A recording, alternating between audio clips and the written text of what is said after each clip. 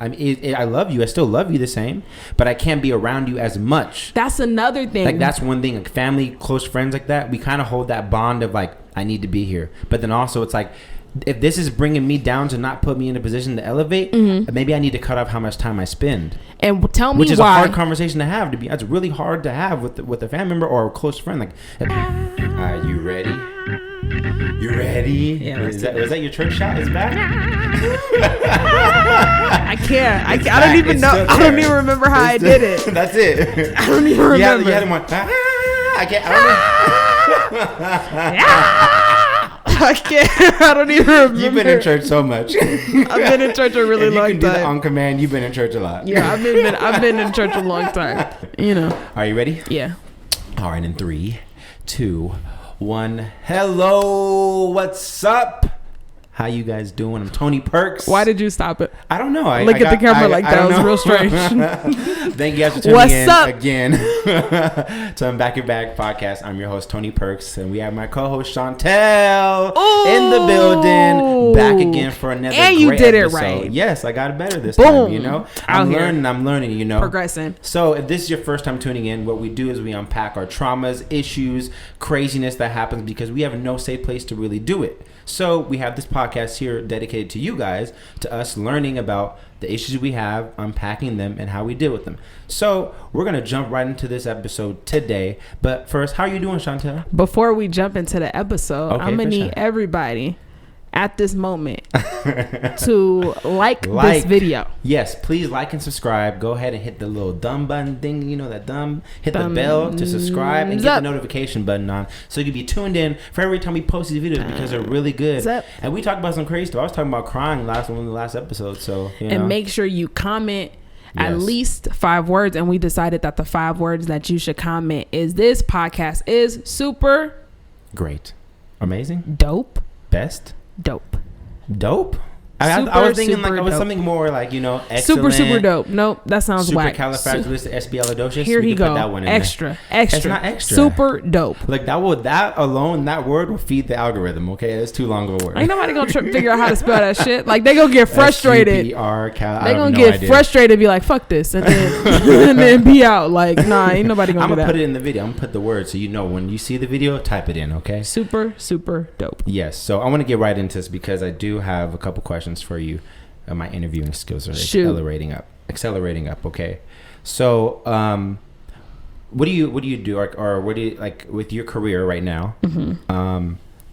What do you think is the biggest challenge that you have with your role, with your career, and what have you done to overcome the biggest challenges that you've seen so far with your job? Or you can even use like personal, like in general. Yeah, and you can use your career or your personal things, like something that's been really challenging for you. And when you overcame it, what was the difference in your mindset from previous when you're in the challenge to afterwards? So professionally speaking, one thing that I'm currently in the process of learning is what all of the little nuances that are included in being a leader. Okay. You know what I'm saying? So typically it's not something that you think about, right? Like it's really not something that you think about. Either you are or you aren't, right? Okay. And there's going to be situations where you have to take charge or you have to you know what I mean? You just are in this situation, so I guess I'm the leader, right? So to speak. But understand that. When you're on a job, like that's not enough, right? You're not a leader because you said you are. You understand what I'm saying? True. You're not a leader because you said you are. And in some cases, you're not even a leader just because you were put in that situation. Yeah, you might be in a position for a leader, but are you a leader? That exactly. Okay. So those things alone don't necessarily make you a leader. So the biggest thing that I've had to overcome professionally is kind of understanding what that looks like. But in order for me to do that, I had to first understand that I don't already got it. Okay, so you are honest with yourself. Yeah.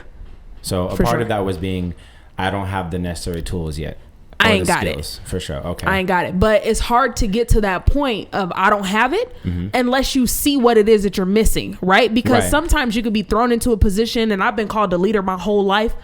And because of that, you naturally think that you're coming into a position or a role with, you know what I mean, the experience and the things that you need to do it because I've been doing it forever, right? And that's kind of the approach that we take to things, except that's not enough. That's not enough, right? Yeah, that's not enough. And professionally, there are nuances and details and things that you have to do in order for that to be the case. And it's funny, I just seen a picture recently, and it was like a difference between a boss and a leader. And the boss, it was a picture of a guy, and he was like behind 3 men, and he was shouting at them what to do, and it said boss. And then it said leader, and the leader was in front of the pack pulling the group with the group. And I thought that was really interesting. And I think with leading, what I've had to come to the conclusion is that if you're a leader, your job is to be in service to the people under you. Absolutely. Because I think what happens is when we think of leaders, people that are leaders and they don't really understand the title, I think it's they're thinking like, well, I'm supposed to tell people what to do and, you know, make a decision and make them do it. And that's not it. Yeah, it's far from it. I've heard people I heard that kind of, like, I see that kind of pattern in people when they want to be leaders or bosses, and I think it's just telling you what to do or doing it this way, or you need to be make the right answer, but it's not necessarily that. So one thing that it is, though, being a leader is housing the vision, if you will. Right? Like, I think that's an important part of leadership that we kind of take for granted. Leaders have vision, right? Because leaders know where they're going, right? Yes. In order to know where you're going, you have to have a vision of that, right? I want to be here, right? In order for me to be here, I need it to look like this, and I need it to look like this because, right? So I want to be here. I need it to look like this, but how do I translate that information to the people that I need to get there? Yeah. Right? And how do I make them buy into it the way that I buy into it? Right? Because ultimately the way they buy into it is the way that they're going to work for it. Do you understand what I'm saying? True. So because it's your vision, right? And it doesn't really matter the field that you're in, because it's your vision, you're obviously going to hold on to it a different way, right? You're going to really care about the shit. And you're probably going to care about it a little bit more than the people behind you, but that shouldn't be the case, right? If you're doing your job effectively, if you're an effective leader, then you have to find a way to get those people to buy into it the way that you buy into it. They need to believe in it the way you believe in it, because if not, you're working alone and you can't get there alone. That's very true. And like, I think that also comes to, like, you have to have people skills in order to, one, you got to learn how to communicate effectively. So you got to know what the words are, what your audience is. So like, depending what certain words you need to use for certain people, because you can use like one word for somebody, like get your ass to work, and they may get it. They might get it. Excuse me, I'm cussing. And then someone, you might be like, I need you to really sit down and like, let's talk about what's wrong so we can figure this out. And that might work for another person. But if you do that for one person, they're like, I don't care. Like, I just need to be told what to do. And someone's like, I need you to care about how I feel to know what to do. Like, it depends, you know. So these dynamics of being in a leadership role, you have to identify who you're talking to and how to talk to them to convey that message, because you can't say the same thing and everyone's going to get it the same way. Yeah. You know, so. And let me tell you another thing that I just recently learned. Okay. Every leader that I know, person that I consider to be like a leader, right? And there's a few of them, maybe like 2 or 3 people. Of those that I know, they all have some sort of coach or some sort of person that coaches them and talks them through. Like a mentor kind of thing? A mentor, right? Somebody that coaches and talks them through the events and the happenings that are in their life, right? And what that spoke to me is that being a leader is not necessarily having all of the information, right? It's about really being in a space of continued growth and being in a space where you want to continue to learn. And I want to continue to learn. I want to continue to sharpen the edges. I want to continue to fix the things that are not working in my life. And that's something that's very, very, very important to me, right? Yeah. Because there's never going to be a point where you think you got it. That's right? True. There's never going to be that point where you think you got it. There's always going to be room for improvement. Yep. And sometimes the places that we're trying to get to professionally, in our lives, socially, we can't get there on our own. Yeah. We can't. You know what I mean? Like, there's so many things that we want to achieve, but you need people. We can't do that by ourselves. At the end of the day, you need people, and usually you need a team. And you need a good team. Not only that, you need people who know more than you. Yeah. And the problem that I see a lot is in our friend circles, we don't push ourselves to be friends with people who know more than us because it's uncomfortable. We don't push ourselves. We don't push ourselves to want to link up and know these people because it feels bad. I'm gonna give you an example. I recently just kind of made friends with somebody who I consider to be an excellent leader, and somebody that I consider to be smarter than me. Have her shit together more than I do. And it wasn't until I met this person that I realized how deficient I am in certain areas.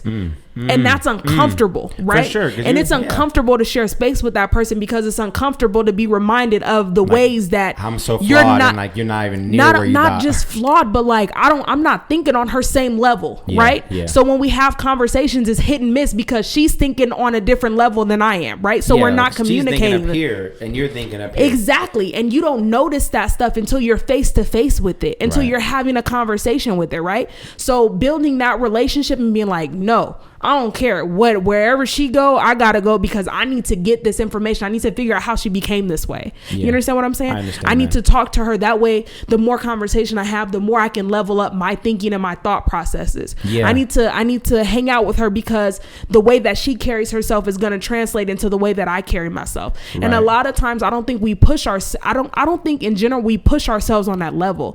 A lot of our friends, right, are either friends that we've had for years and years and years and years, and it's comfortable. Whether or not the relationship serves us still is almost irrelevant, right? It's comfortable and we have a good time. You understand what I'm saying? Or it'll be a little bit deeper, like, well, when I need somebody, they show up, right? And that's great. Those are qualities that you want to have in a friend, but you also want somebody who is on a different level than you, who by all accounts, you understand what I'm saying? Get that. And I think with that too, I think you need a friend, because I noticed that too. And there's usually when you see someone get into a room like that where people are above you, you see like two reactions. Either they get uncomfortable and they will sit there and try to soak it up, or they get uncomfortable and they fold and they try to get out as soon as they possibly can. But I think you need friends that, one, are on a better level than you, that you can like hear their conversations, see how they talk. Like, it's like if you have like a business and you're making like $10,000 a month, but then you talk to somebody else and they're making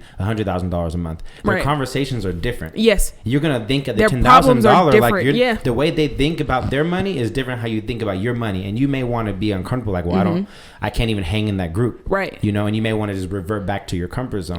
But I think that problem is like the insecurity of dealing with the fact that you're deficient in certain areas, and you got to like overcome that. And if you like, the thing is, you have to find people that are better than you, or have good friends that will push you. Push friends that are trying to elevate themselves and push you along the way. But you have to find ways to break into those circles. And granted, it's difficult. It's extremely hard. It's extremely difficult.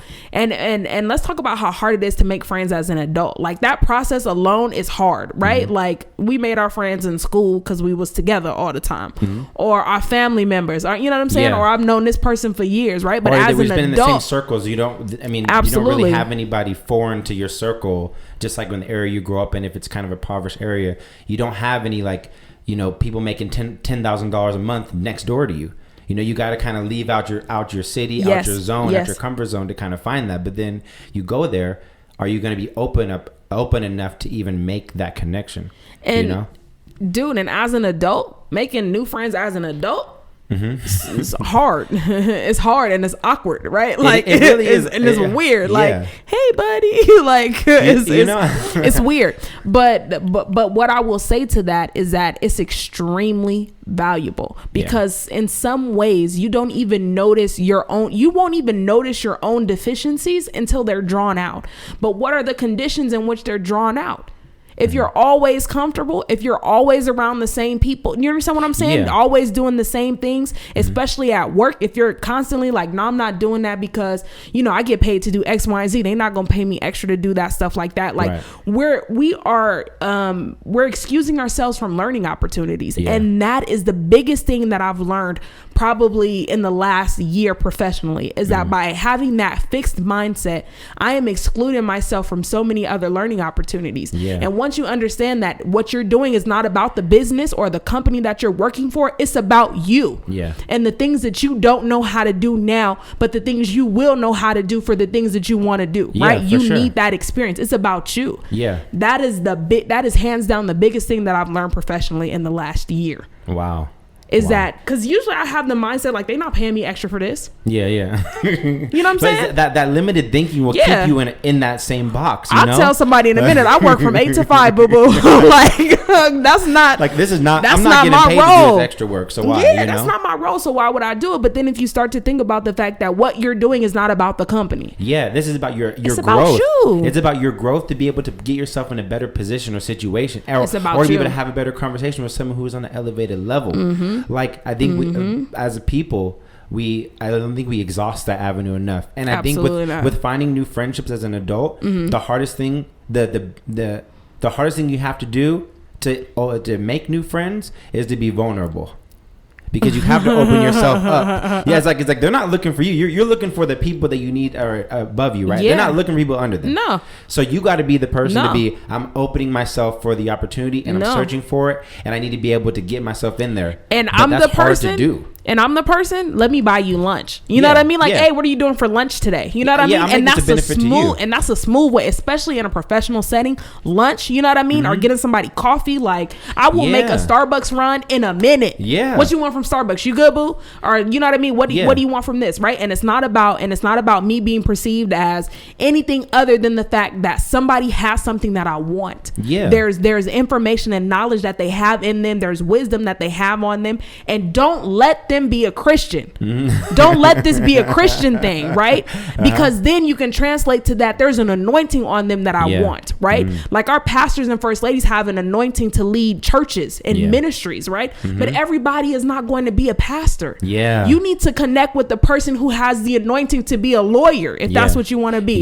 You need to connect with the person who has the anointing to be a doctor, if you want to be. And I'm talking about that God-given purpose anointing to do what it is that you're doing, and you need to connect to that. You know what I mean? And that's something that we don't even think about. And that translates even out of like religion, because people are going to be like, well, I don't believe in God or some craziness. But that translates even if the situation is still the same. Your purpose, if you're looking to be a doctor, start talking to other people that are in medical school or doctors, or, make friends around the medical field. Put yourself in the areas that, like my friend made a good analogy. He said, wherever water flows, you're going to get wet. He's like, wherever traffic goes, you're going to get hit. So like if you're in the vicinity of doctors or people or medical field, you're going to start conversating. You're going to start conversing. Sorry. You're going to start talking the way they talk. You're going to start maneuvering. You're going to start having the thoughts. You're going to hear the way they think and how they look at problems, and like their money, the way they look at money is different. The way they look at their problems are different. The way they look at school is different. Everything. And then you start to like subconsciously like take that in. That on. But you take that back to your friends, and then your friends be like, oh, you are like, if you're doing like Starbucks runs to get yourself in position,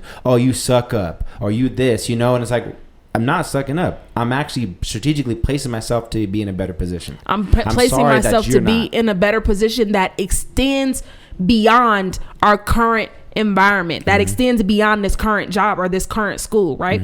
So that's good.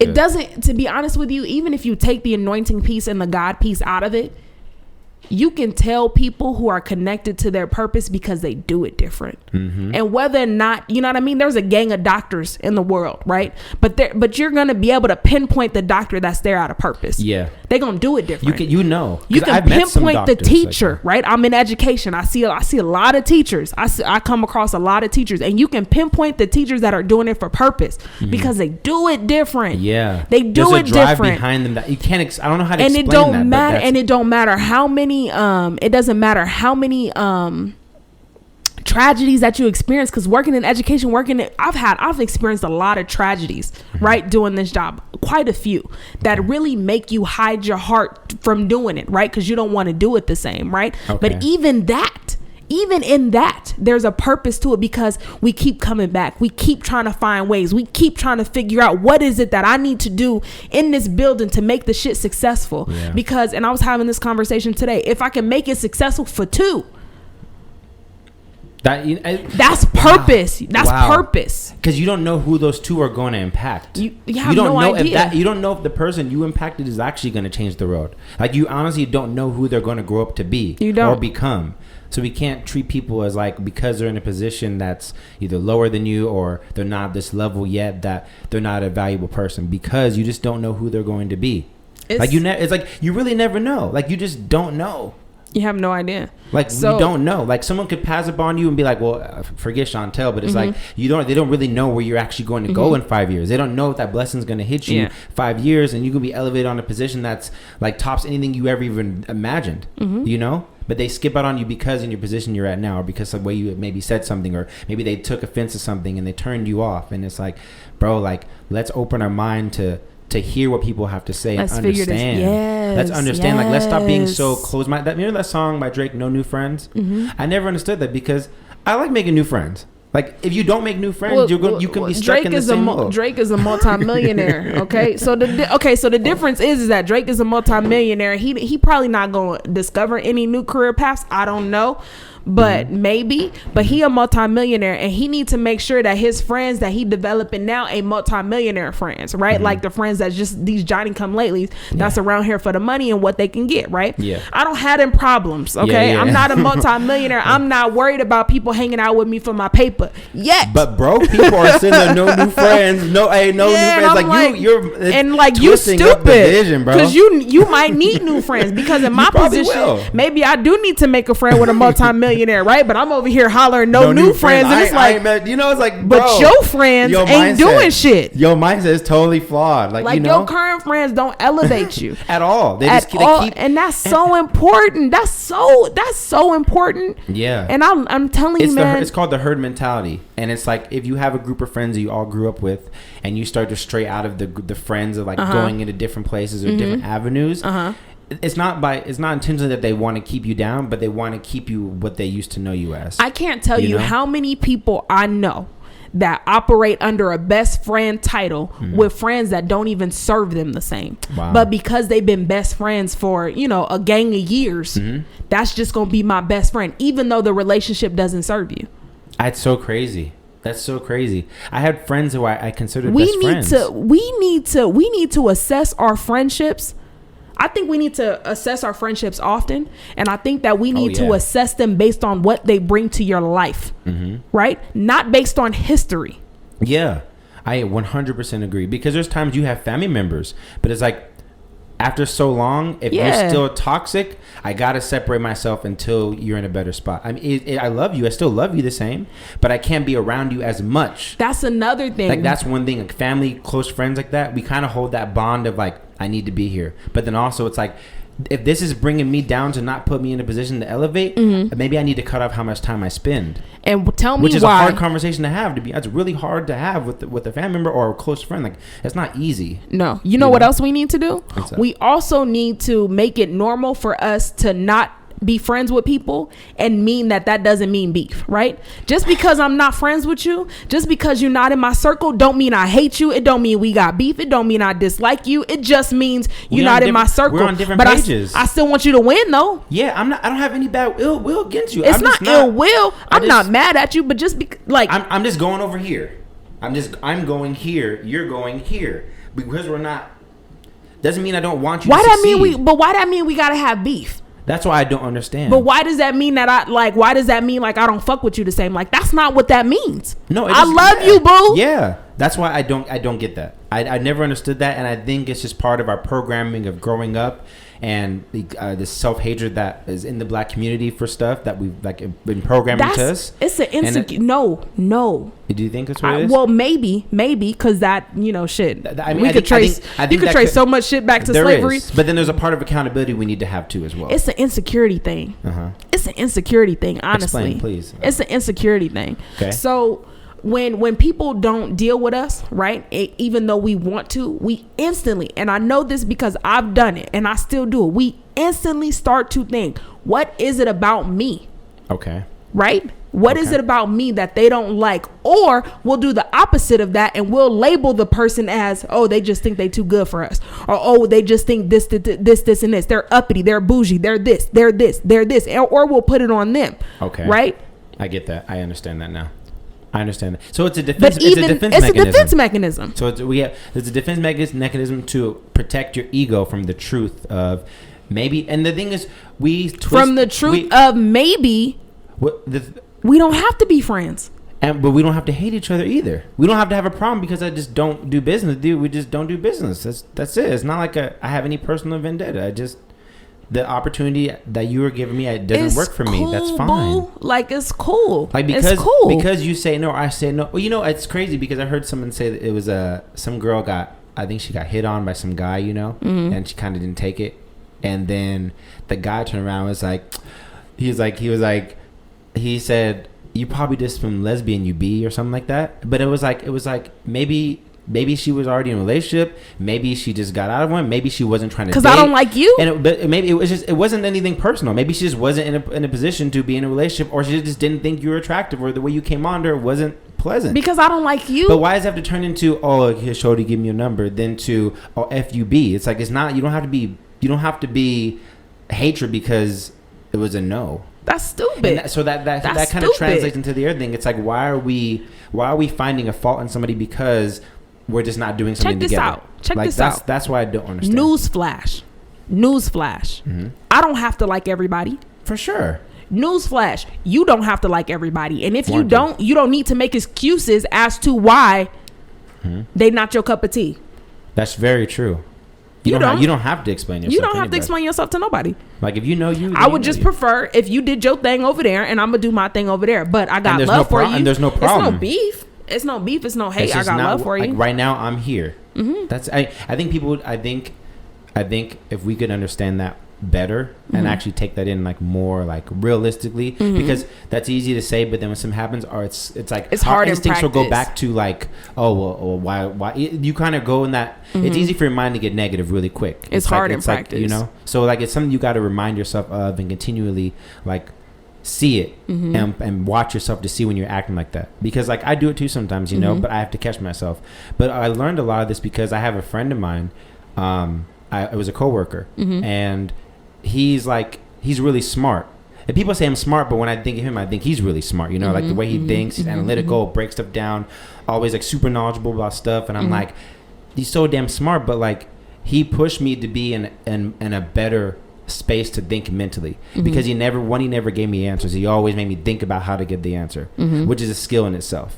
So like when we're talking about like going in different circles and different friends, sometimes it could be that coworker that's just in the corner somewhere that you may want to be greeted and be friendly, that could open the door to a potential friendship that could elevate you. But you also got to see, are your auditing skills as well too for people. So you got to like think about, are your skills for auditing people good too, to see, is this person in a position that they're elevated, that I can actually grow from, and how can I benefit them as well? Because it doesn't want to be one-sided where you're just like getting the coffee thing and stuff. It's like you're doing a service for them because you want something as well. You're not just going to go and take for free. So then you know what we need to do? We need to normalize finding out, seeking out, and being friends with the person that does something better than us. Yeah. The person that dresses better than us, let's normalize figuring out how to be friends with her. Let's normalize figuring out where she shop at. You know what I mean? Yeah. The person that's smarter than you, let's normalize figuring that out, building that relationship, that connection. I think you know how the person that does things better than you, let's normalize going after that instead of hating on it. You know how you do that? What? You be happy for them. You be happy for, if you can figure out a way to be happy for somebody winning, then you'll make it. And here's the thing. You know how you be happy for somebody winning? Wow. You know how you be happy when you become completely settled. Yes. 100% settled in who you are, right? And what you want to do. And understand that just because they do it doesn't mean that they do it better than you. You understand what I'm saying? It's just different from you. It's just different. Yeah. But that comes from being 100% settled in who you are and what you want to do. Yeah. So you don't get jealous when you see somebody moving in that same thing. But here's the thing though. It's hard to be 100% settled in who you are and what you want to do, especially if you're not 100% connected to your purpose. Yeah. It's really hard to be 100% settled in that, because you're constantly wondering, well, I'm good at this, I'm good at this, I'm good at this, I'm passionate about this, I'm passionate about all these things. I could do what she's doing, right? And the minute you think I could do what she's doing, I could probably do it better than her. But see, if she would have did this, like that's what it comes from, because we're not 100% settled in our purpose. And so my thing is like, it could be 100 different things. We don't know what it is. If you can do it better, why are you not doing it better? That's how you like opportunity. That's the accountability part. Like, okay, opportunity is one, but then like, how do I put myself in a position to get the opportunity? Boom. Because like, you gotta. It's like there's so much boo-hoo me, but boo-hoo me doesn't do anything except keep you in boo-hoo. So boo-hoo you for a moment. And then be like, okay, now what can I do? What can I do to get myself out of the situation? What can I do to have opportunity like them? Yes. What can I do to create the opportunity? Or what can I do to serve them to put myself in the position to have an opportunity? And put the energy and the emphasis and the onus back on you, and realize that presently constructed. Like, I see this quote all the time that I love, that you can be a masterpiece and a work in progress at the same time. You know what I mean? That's so true. And really embracing that aspect, embracing the flaws, embracing what you do well, embracing the way that you struggle, embracing the way that you don't have those same struggles anymore. Like, just really embracing that. And that takes a lot of reflection. That takes a lot of time. Excuse my language, but that takes a lot of you time. Yeah, because you got to sit with yourself. And like, the thing is, it's hard. At least for me, it was hard for me to sit with myself, because when you know that there's flaws, like, you don't want to address it because it hurts. It's painful. Because you have to be real with yourself. I'm like, dang, I'm really flawed. Being honest with yourself is really hard when you have years of defense mechanism built up, and everybody's the problem. That's hard to turn. You know what else is hard? Is coming to a point where you realize the root of those flaws. That's the painful part. Like, we see the flaws, a lot of us do, right? Some people, I would believe that most people are self-aware enough to see the areas that they struggle, whether or not they ignore it or really justify it or go with it, whatever that process is. I think that the majority of people are self-aware to know what their flaws are, right? But how many people are tracing that flaw down to the root? Why does it exist in the first place? And that's actually, and until that's you break thing. that you can't break the flaw. And that's a better thing, because a lot of times I see, and I did this before, I had to learn this over the last year, like, I was trying to fix problems in my life or things I was doing, and my friend, my good friend who I was telling you, my coworker, he'd always say, don't worry about the surface. If you get to the root and you just fix the root, everything else would be fine. Boom. But if you fix all the surface problems, this root is going to manifest in some other way anyway. And a lot of us are just whacking weeds. Yeah, you're whacking the top, but it's like you're not getting under the ground and digging it out. That shit's still growing. And so you're going to keep getting the weed come back up. How about the fact that you cut down the flaw or you cut down the weed, but if you don't hit the root is still growing. Yes. It's still growing. Yes, and it's going to come back up. And here's the thing, not only is it going to come back up because the root is still growing, the next piece is going to come out way stronger. You know what I mean? Because that root's still growing. It already endured the other stuff, so it already knows. Yeah. Boom. So the next time you come, you better come correct. But how about the fact that all these things are biblical, though? Like, all of these things are biblical. Like, the way you go to the root of the things and the things that the enemy has put in your life. Right? And the way that we allow them to go unchecked, right? But here's the thing, the Bible also talks about that if you cast out an enemy, right? How if you don't sweep that house clean or fill it up with Jesus again, if he comes back to an empty house, he's coming back with 7 worse than himself. Right? So if you don't really get the root to that thing, if you don't really clear that thing all the way out and fill it the way it's supposed to be filled, the next issue, the next flaw that comes up, be 10 times harder, 10 times worse. And that is you hit such a good point. Because like, literally, if you think about it, it's like, dang, I lost my train of thought. I had a good point, but we'll get back to it. It's all right. What's the next question? I had a good point at that analogy. Okay, let me see. Because I gave you the challenge one. Okay, so what do you do currently right now to continue to stay on top of your role, personal or like with your purpose? Like, what do you do proactively, if not daily, but what do you do proactively to stay on top of your role as either a professional life or in your personal life? Like, what are some things you are actively, like, how do you keep learning on your job to keep your job, or to make your job get better, or to, I'm saying this wrong. I got you. You know what I'm saying? I'm saying it wrong, but yes. So in a professional context, I spoke to this a little bit earlier, just the importance of being in a space where you're welcome and open to knowledge and learning to do things, right? So that's a part of it, but that's the biggest piece. Okay. How open are you to continue to receive feedback? I'll be thinking, I'm the type of person where I really like validation. Like, you did a good job. Yeah, I need that sometimes. You know what I mean? You're being honest. Like, you did a good job today. I really like the way you did this. I need that. Okay. Now, the people in my life don't really like, you know what I'm saying, being like, good job, pumpkin, good job. And I think the reason why they're like that is because I present so much confidence, borderline arrogance sometimes. Like, because I don't receive it, I'll pat myself on the back in a minute. Yeah. If I don't hear it, I'll be like, good job. Yeah. Girl, you did that. I'm out here, you know what I mean, doing the damn thing. Hair straight, like, I'll pump myself up in a minute, right? If I don't get it, you'll get it. I'm gonna get it either way, right? So typically people see that and be like, oh, she good, she don't need to hear nothing from me, right? Like, she don't need to hear that from me, right? Because she did it for herself, right? Because she walking around, because she be walking around here like her shit don't stink, and sometimes I do. But so they'll be like, oh, she don't really need that, right? But I do. Yeah. So I totally understand that. I totally understand. I do.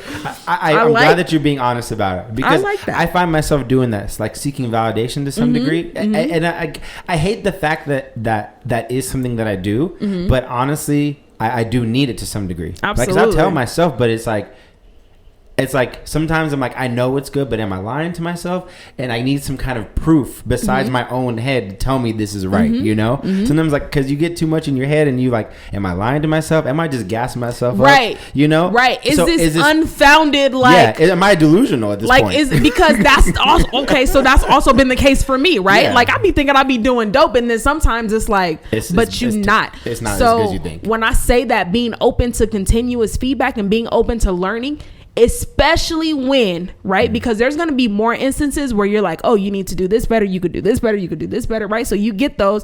And honestly, if that's what you want, you're going to try to work at these things. You know what I mean? You're going to be conscious of it, right? So in the moments where you think that you do a good job and somebody pulls you and is like, but next time you need to do this, you need to do this, you need to do this, you need to do this. And you're like, but fuck, I did a good job. Dang it. Yeah. And I did all these other things good too. You know what you do? You pick that shit up. And you work on the next list they gave you. Like, it's like, all right, well, all right. like straight up. So I'm gonna give you an example. I was just I was doing this thing at my job, and it's not really something that I really have to do. It's like an extra project that I was curious about. So I just started looking at it, right? And I started looking at it. I started having a few conversations with the leadership team on site, and one person was really like, you know what? Let's look at this. So let's go into this. We're having meetings about it. So he's like, all right, so I want you to put together this meeting with everybody else based on what we talked about, and I want you to do the thing, right? Okay. So I send out the invitation, blah blah blah, and I do it, right? Yeah. I'm thinking it's bomb. Not good. That is bomb. Good. Like, I'm thinking I did pretty good. Yeah, right? Like, okay, this is suffice. It will suffice. Yes, that's what I'm thinking. Like, I did pretty good. Yeah. This is not in my job description, right? So as a newbie, like, hey, this is 100% extra, right? Like, I don't have to do this. This is 100% extra, and I did it, right? So that's what I'm thinking. Yeah, girl, you did it. For you sure, know what I'm saying? Sure. You're proud, a little proud. Yeah, you be a little bit excited, and then you think about it like, oh, well, I could, but you did it, girl. Like, don't trip. Right. And that's another thing for me, because I'm my worst enemy, my worst critic. Right. So I'll be like, well, I'll always think of the ways that I can improve. But lately I've been trying to stop that and be like, no, girl, but you did it. Right. Like, that validation piece, right? You want like 50-50. So that meeting was on last Friday. And I was like, I did it. Right. So, but then I have a conversation with somebody on the leadership team today. And he's like, so look, I don't have a lot of time to go over this, but we need to debrief this meeting. And really, like, in 6 minutes, he has like a list of bullet points of things I need to do better. And he's like, I really wish that we had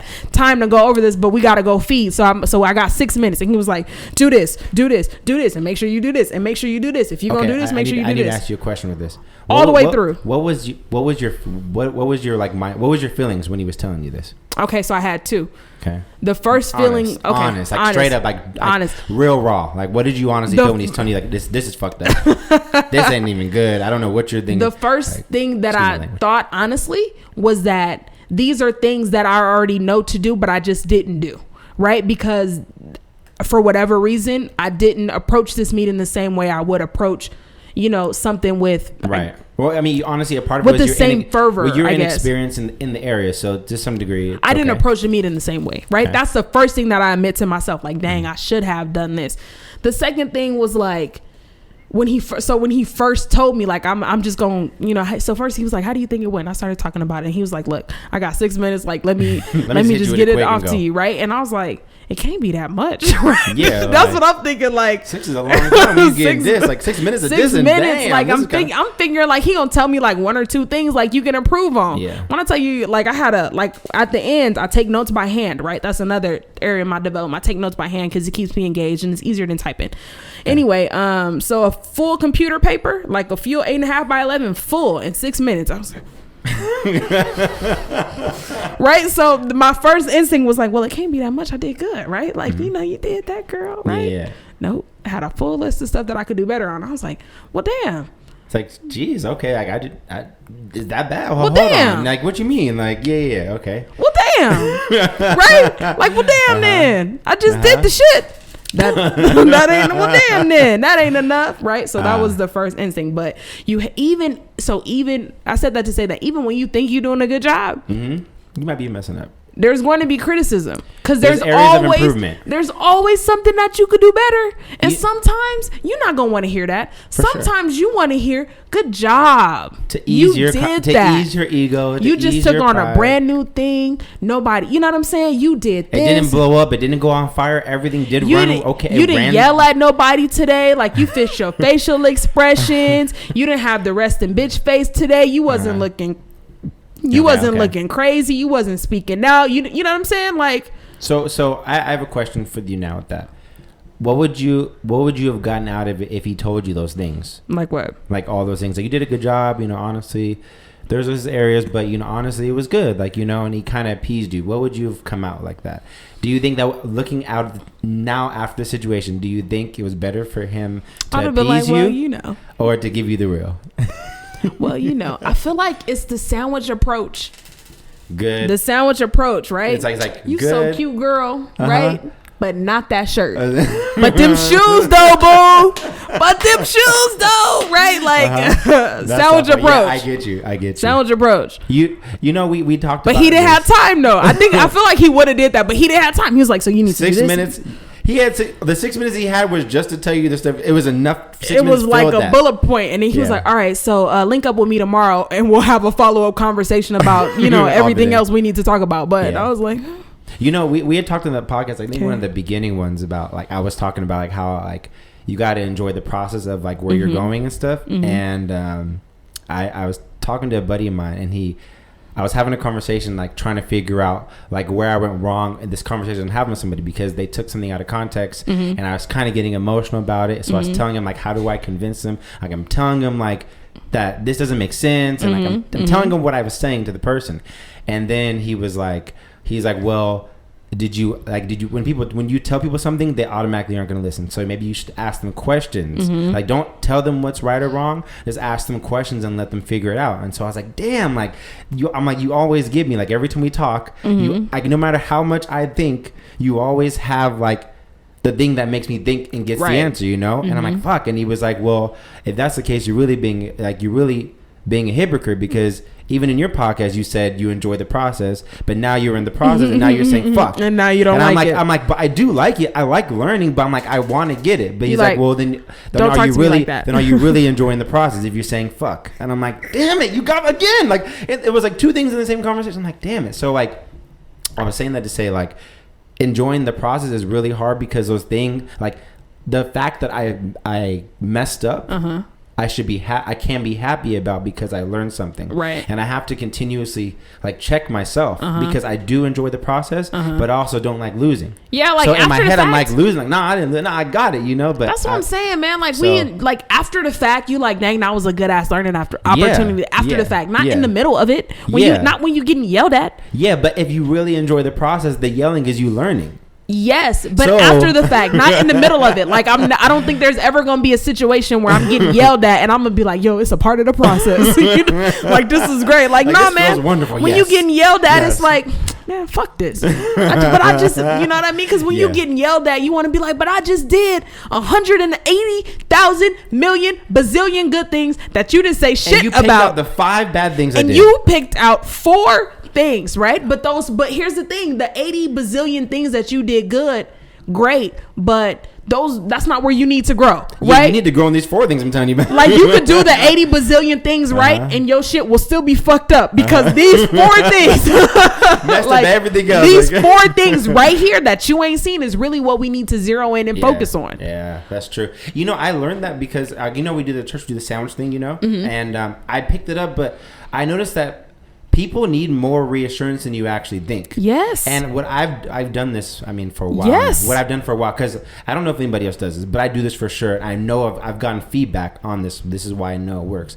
But sometimes I just send out random text to people and be like, you know what? I just seen that you're doing a good job. I just wanted to say thank you. Because to me, I know what it makes me feel like. That goes a long way. And there's nothing that they even did to make me think about them. I just randomly do it. Like, hey, you just did. I just want to say you're doing a good job. Like, I've seen this and this, and I really appreciate this and this and that. And I always get so much good feedback because I hear people are used to getting they're only hearing the bad thing, or they get they'll get the good thing with the bad thing and they focus on the bad thing. So I'm like, I don't have to always come in and tell you doing something better. Sometimes I just want to tell you you're doing good. And there's times I want to tell you where you can improve as well, but I'm just going to text you randomly and say, hey, look, I appreciate this. And that makes a huge difference. You know what's worse? What? Let me tell you what's worse than getting the constructive criticism, the feedback. Do you know what's worse than that? To a person who wants to get better and a person who wants to get better and wants to mature and wants to improve, what's worse than constructive feedback is nothing. Is absolutely nothing. Like, where can I improve? I don't know. Nothing. No, not even where can I improve, but having somebody who's not even willing to have the conversation with you, or you wouldn't even know who to have the conversation with, like nothing. Yeah. So people will always notice, right? They may not necessarily notice the time that you celebrated them, but they will always notice the time you did not. Yes. Because that weighs way more. It hurts. And we remember pain more than we remember pleasure. And when you're in a working environment and you hear about how this team did such a good job and this person did such a good job, and let's hear for this entity and this entity and this entity, right? But you don't hear your entity or you don't hear your name. And you every now and then you put a lot of work and you know you out here working hard. That shit stands out. And it stands out more than you know. So like for me, so it's National Tutoring Week. Shout out to all the tutors out there, because tutoring is probably way harder than teaching. Let me say this: tutoring one-on-one. Tutoring is harder than teaching, in my opinion. You don't even have to be one-on-one, but there are so many tutors out there who bust their butt and they don't get the same recognition or props as teachers do. Right? They don't. But in my opinion, tutors work harder. Okay. And it's National Tutor Appreciation Week, right? Thank and you, part tutors. Part of my job is to is to support the tutors, right? Yeah, so I told them, hey, it's National Tutor Appreciation Week. I think that this will go a long way, right? Here's the thing. Counselors get their recognition on Counseling Week, right? Teachers always National Teacher Week. Teacher got this. You get this discount if you're a teacher. You got this discount if you're a teacher, right? Especially if you're in education. The teachers are the cream of the crop. Yeah, they're like the doctors. They're like essentially the doctors compared to the rest of the world, teachers are on the bottom of the totem pole, right? Yeah. To the rest of the industry, teachers are at the bottom of the totem pole. But in education, teachers are the cream of the crop. Yeah. Right? Yeah. Fuck the support staff. You know what I mean? That's really what it feels like, right? So Teacher Appreciation Week is all of this. And I'm like, yo, every time there's an entity that comes up to support either the teachers or the counselors or whatever it is, right? Y'all know about it. Y'all put something on. Y'all do something, right?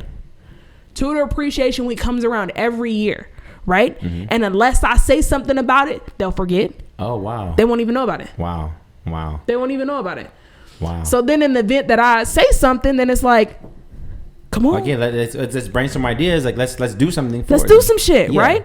Because it's hard. Yeah, it's hard working with. And here's why I say tutoring is perhaps more difficult than teaching, right? Because when you're teaching. Ideally, you're teaching students that are comparable to the same level, right?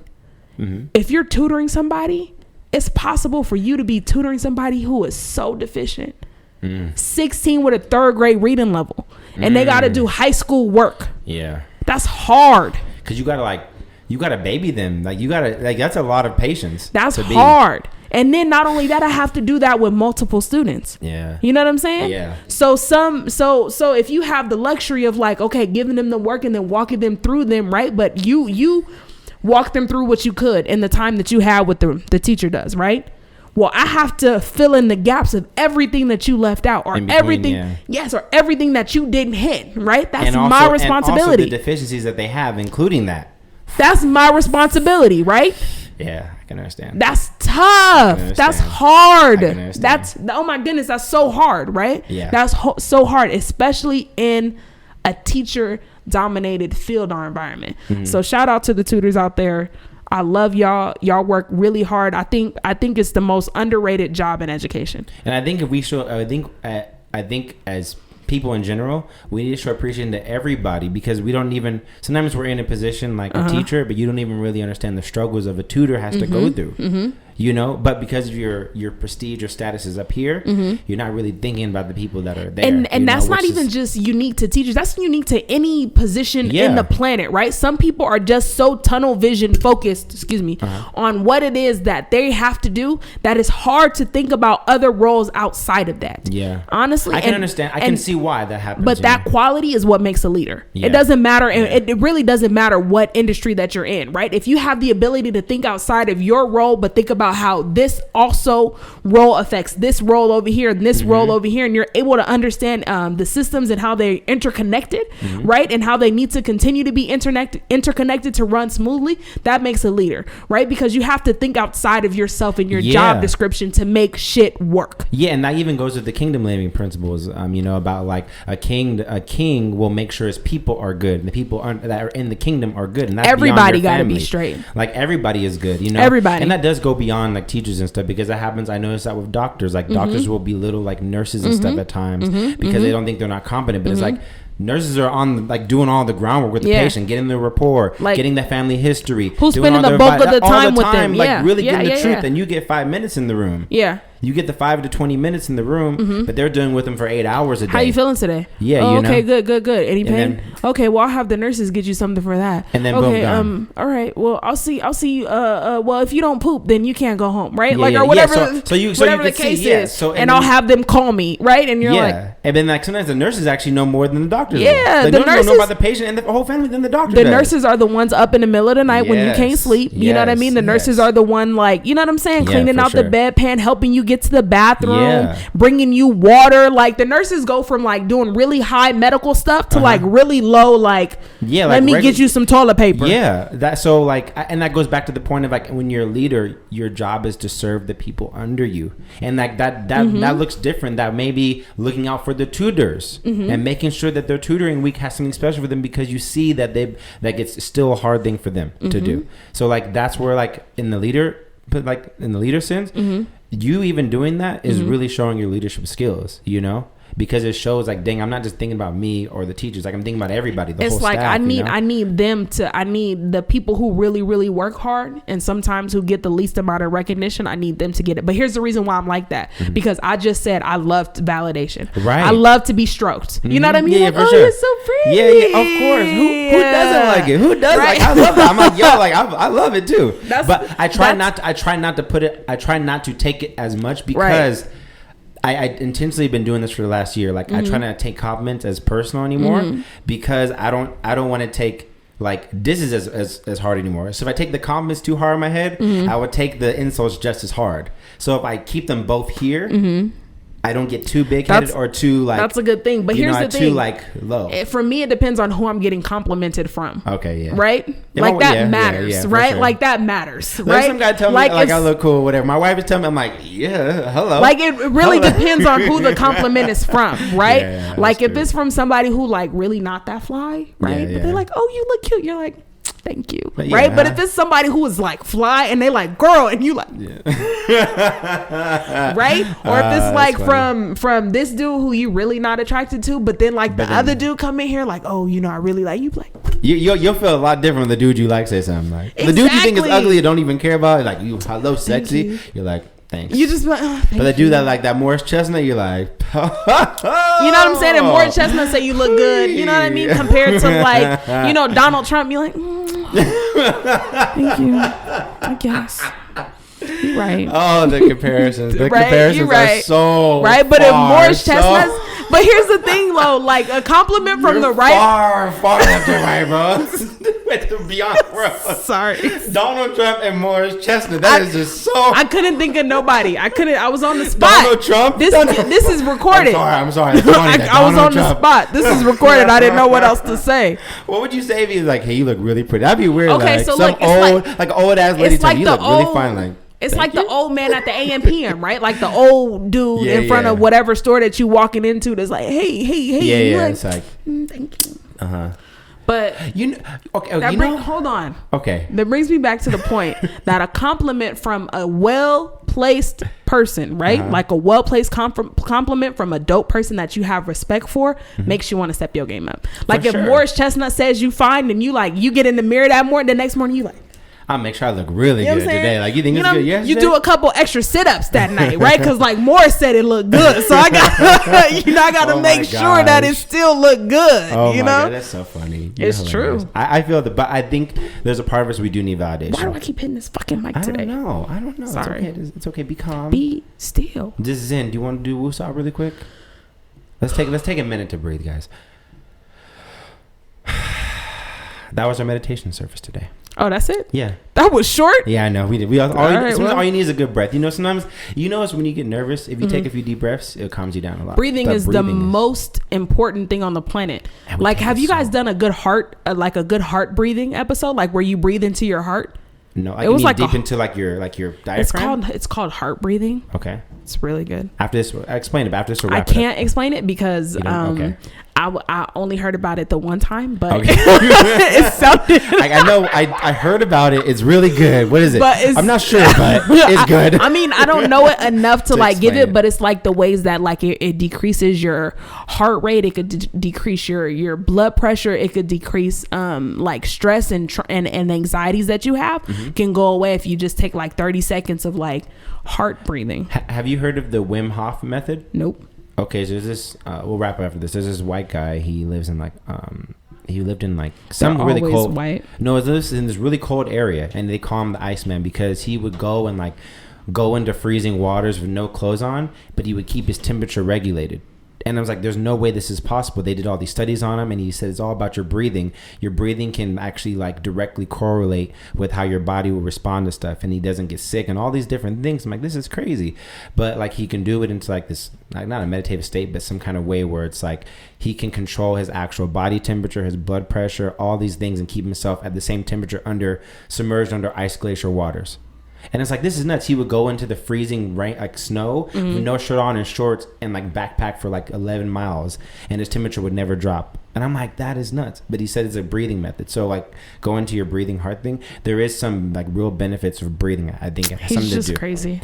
It worked. I don't know. You like how I just dismissed all of it? Like, no. Like, no Never. New friends, no new ideas, really. He's just crazy. You see that? No new ideas. Like, you got to be open-minded to this. But anyways. It's okay to have moments where you're like, fuck that. But like, I can't take in any more information.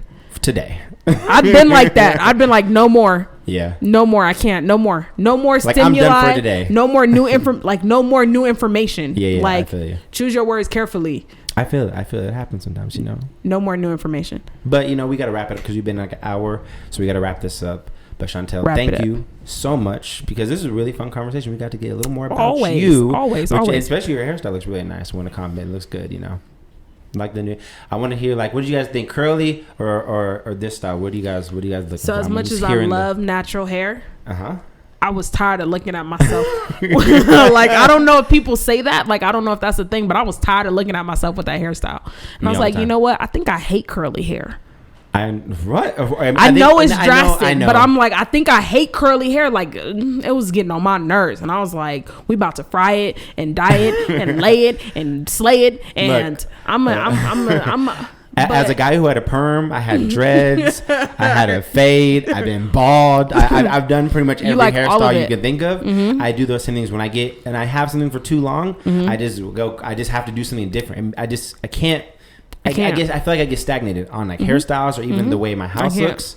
Like if you knew me before, like 5 years ago, I rearrange my house like every like 3 or 4 months because I literally after like a few months, I'm like I can't do this. Like I feel like I'm just, it's almost like a prison. Like it's just like I need That's something. I need new. I need fresh. I need new ideas. Something, you know. I feel it. So yeah. So that's how it was with my hair, and it's 50-50 whether or not the curls will be back by the end of the week. I don't know. Like, well, you guys will see the next week. What is your anticipated goal? Like, what do you think? How long if you were saying for you, what would you want to do? My friends and everybody that knows me says like, you're not gonna keep your hair straight. You're not gonna maintain this look like to Christmas. Okay. Like you're just not. And I'm like, y'all don't know me. So now I'm thinking I have to go to January just to prove them wrong, right? So you're gonna deny yourself like if you really want to bring it back, like I'm gonna deny myself because I'm gonna let these. The beauty of the beauty of what I've done with my hair is I've really created a hair texture. I've really refined and I don't know if I've created a hair texture because it's just my hair, but. But you have your style. I got the wash and wear down to a T. Okay. Right? And there's nothing easier than wash and wear hair. Okay, which I get, but this is it's gonna take a lot more work. So now I gotta tie it down, and you gotta wrap it, and all of the girl stuff, ladies, y'all feel me? You gotta wrap it and make sure the swoop is maintained. And girl, y'all had to go buy a flat iron and all kind of stuff I don't have. Like I am not prepared for this hairstyle. Like, oh my gosh, I'm not prepared for this hairstyle at all. But it is different work for sure. So yeah, ladies, it's 50-50 whether or not it will look like this at the end of the week. 50-50. Well, we'll see on the next podcast what hairstyle's gonna be. What it looks like. We'll have a quick update really quick. I know everybody should take a poll. I vote that next week. How long will the hairstyle last? I'm gonna give it by the next podcast. It'll probably be different. What? I'm gonna say by the next podcast. And here's the thing: whatever y'all tell me, I gotta do longer than that. Just out of spite. I gotta be like, even if you wanted to, you're gonna hold it. Even if I wanted to, I would hold it. Oh my gosh, that's. I would hold it. That pride is real. That's pride real, baby. Shoot. Well, we'll see what happens on the next podcast with this new hairstyle. I hope you guys like this episode. Go ahead and comment. Get your supercalifragilisticexpialidocious word in there. Type that in there. I'm going to put it up in the text so you can put it in there. About that. 5 words or more. Comment, subscribe, like, and let me know what hairstyle she will have on the next episode of Unpack Your Podcast or Unpack Your Bag Podcast. Until next time, guys, it's your host, Tony Perks. Chantel, I got it right. In the building. And, we go ahead and segue on out. Peace, love, and hair grease. Talk to y'all soon. And you want to do your signature? You're going to leave it off tonight. Yeah, I'm not going to cuss on the way out. I'm trying to get better. No more cuss words. Yeah, we're going to tone it down a little bit. All right. No more cuss words. All right. Later. See you later, guys. Peace. Woo. How you feeling? How you living? Yeah. How you feeling? How you chilling? Well, all right. From the floor to the ceiling, everyone in the building, if you're feeling all right. Well, all right.